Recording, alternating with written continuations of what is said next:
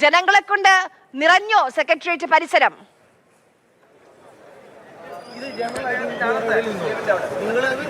യഥാർത്ഥത്തിൽ കഴിഞ്ഞ ഒരു 10 വർഷത്തിനിടെ കാണാത്ത ഒരു കാഴ്ചയാണ് യഥാർത്ഥത്തിൽ ഇന്ന് സെക്രട്ടേറിയറ്റിനകത്ത് കാണാൻ കഴിയുന്നത്. കുറേ ആളുകൾ, ഈ സത്യപ്രതിജ്ഞ കാണാൻ വന്ന ആളുകളുണ്ട്, പാർട്ടി പ്രവർത്തകരുണ്ട്, ഒപ്പം തന്നെ സെക്രട്ടേറിയറ്റിലെ ജീവനക്കാരുണ്ട്. അവരെല്ലാമാണ് ഇങ്ങനെ തടിച്ചുകൂടി നിൽക്കുന്നത്. സെക്രട്ടേറിയറ്റിൻ്റെ ചില അറ്റകുറ്റപ്പണികളൊക്കെ നടന്ന് വരുന്നതേ ഉള്ളൂ. ഓഫീസ് മാറുന്നതുമായി ബന്ധപ്പെട്ടുള്ള പ്രവർത്തനങ്ങളൊക്കെ ഏതായാലും നടന്ന് വരുന്നതേ ഉള്ളൂ. അതൊക്കെ ഇങ്ങനെ പുരോഗമിച്ചുകൊണ്ടിരിക്കുകയാണ്. ഇനി എല്ലാവരുടെയും കാത്തിരിപ്പ് ഈ മുഖ്യമന്ത്രിയും അതോടൊപ്പം തന്നെ മന്ത്രിമാരും എല്ലാം വരുന്നത് അവരെ കാണുന്നതിന് വേണ്ടിയാണ് എല്ലാവരുടെയും ഒരു കാത്തിരിപ്പ്. ഒപ്പം തന്നെ നമ്മൾ കേരളം ഒന്നാകെ ആകാംക്ഷയോടുകൂടി കാത്തിരിക്കുന്നത് ഇന്നത്തെ മന്ത്രിസഭാ യോഗത്തിൽ എന്ത് തീരുമാനം. അമലും കൂടെ ഇപ്പോൾ നമുക്കൊപ്പം ചേരുന്നുണ്ട്.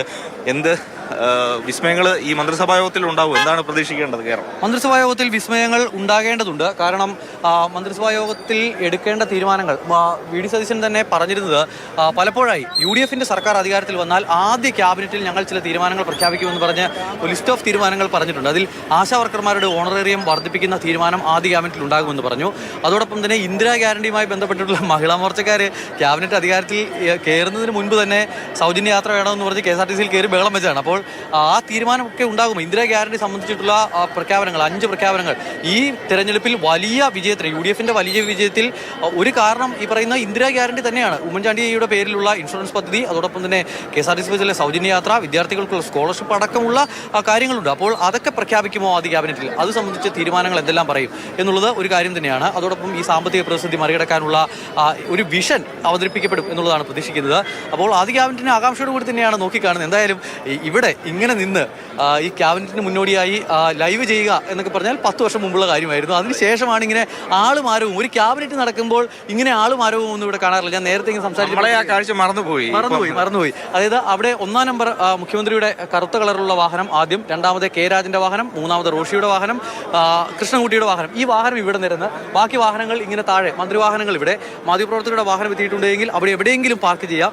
ഇവിടെ പോലീസുകാരുടെ വലിയൊരു സന്നാഹം തന്നെ ഉണ്ടാകും. ഇവിടേക്ക് മറ്റൊരാളെയും ക്യാബിനറ്റ് അടക്കുന്ന സമയത്ത് പ്രവേശിപ്പിക്കില്ല. മാത്രമല്ല ക്യാബിനറ്റിന് ശേഷമുള്ള ബ്രീഫിംഗ് ഉണ്ടാകുമോ എന്നുള്ളതൊരു കാര്യം കൂടി നിൽക്കുകയാണ്. അതിനുശേഷം മുഖ്യമന്ത്രി ഇന്ന് സാധാരണഗതിയിൽ വാർത്താക്കുറിപ്പുകളായിരുന്നു നേരത്തെ കഴിഞ്ഞ 10 വർഷത്തിനിടയ്ക്ക് അല്ലെ പിണറായി വിജയൻ സർക്കാരിന്റെ കാലത്ത് വന്നുകൊണ്ടിരുന്നത്. ഇപ്പോൾ ഏതായാലും ഇന്ന് അതും മാധ്യമങ്ങൾ, അതും മുഖ്യമന്ത്രിയുടെ ഓഫീസ് തീരുമാനിക്കുന്ന, നമ്മൾ അറിയണം എന്ന് അവർ തീരുമാനിക്കുന്ന കാര്യങ്ങൾ മാത്രമേ പുറത്തേക്ക് വരാറുള്ളായിരുന്നു. മറ്റ് പല തീരുമാനങ്ങളും, ക്യാബിനറ്റിൽ നടക്കുന്ന ചർച്ചാ വിവരങ്ങളൊന്നും പുറത്തേക്ക് വരാറുണ്ടായിരുന്നില്ല. ക്യാബിനറ്റ് കഴിഞ്ഞതിന് ശേഷം എന്തെല്ലാം വിഷയങ്ങളാണ് ചർച്ച ചെയ്തതെന്ന് മുഖ്യമന്ത്രിയോട് ചോദിക്കാനൊരു അവസരം പലപ്പോഴും ഉണ്ടായിരുന്നില്ല.